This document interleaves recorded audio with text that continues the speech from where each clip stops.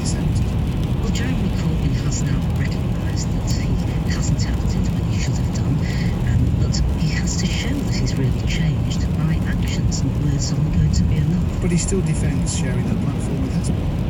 Well, I wish he wouldn't do that. I think, in fact, he has said that he now looks a little bit different. Well, he certainly shouldn't have done it. But the first thing Jeremy should be doing, he should have done it by now, is to tell those Labour Party members who are still making allegations that challenges about anti-Semitism in the Labour Party are smears, and that they shouldn't be saying that, and that they are wrong. Anti-Semitism is alive and kicking in the Labour Party and needs to be squashed. Yeah, here's a line from an email he sent out today to MPs. Presumably you've received it, have you? I have received it. Yes. One of the lines here says, criticism of Israel and support for the rights of the Palestinians is entirely legitimate. Support for justice for the Palestinian people should provide no one with the excuse to insult, harass, or encourage hatred of Jewish people. There are people listening to this who would think the fact the leader of a political party has to tell his MPs that is a terrible state of affairs for the state of the Labour Party. Well, it is a terrible state of affairs, and I'm both dismayed, angered and hurt that we've got into this situation. But there are other areas where Labour Party members have been engaged in anti-Semitism too, and that is in promoting conspiracy theories and getting involved in Holocaust denial, and those two areas are equally reprehensible. Okay, well, maybe we'll have this conversation again in 6 months' time and see if anything actually happens. But for now, thank you. Yep. There we are. That's the Labour MP Louise Ellman. Your thoughts, please. 85058 at BBC 5 Live 548. This is 5 Live Drive. The headlines. Darren Lehman is stepping down as Australia's cricket coach following the ball tampering scandal, and Theresa May says Brexit will mean that there will be more money for the NHS and schools. Michelle has the travel. Busier than usual in lots of places at the moment. There's quite a bit of Easter traffic around. The A66 in Cumbria, that's closed both ways between Kirby Thor and Appleby. That's for accident investigation work following the incident this morning. In Derby, the A52 Ashbourne Road is closed westbound at Markeaton Island. Traffic is stationary there. Long delays on the M1 northbound into those roadworks at junction 23A at East Midlands Airport. In fact, it's taking about an hour to get through. The M60 clockwise after junction 13 at Bordesley. The breakdown was moved a while ago, still congested though back to junction 7 at Stretford. The northbound M6, there's a broken down lorry between junctions 5 and 6, Forgetty Junction. It's closing one lane and causing queues of about 45 minutes. Extra slow on the northbound M1 from junction 13 at Bedford up to 15 at Northampton. The weather not helping things there. And same story on the northbound M1 from the M25 up to junction 8 at Hemel Hempstead. The M25 clockwise is very busy from junction 21A St Albans round to junction 23 the A1M. Those are delays left from an earlier accident near junction 25. Anti-clockwise is queuing from junction 10 at Worsley to junction 9 Leatherhead, and also anti-clockwise from junction 15 the M4 to junction 11 at Chertsey, and some long delays as you approach the Dartford Tunnel as things are stationary for now. Michelle Vignan, 5 Live Travel. The generation game is back. Somehow needs to go through there.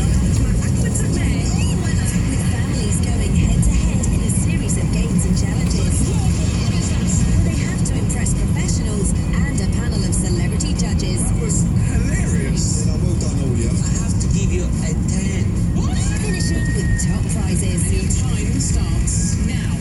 Happy machine, too fast. Electrified. The generation game is back with Mel and Sue. Sunday night at 8 After he let them have his Snapchat name.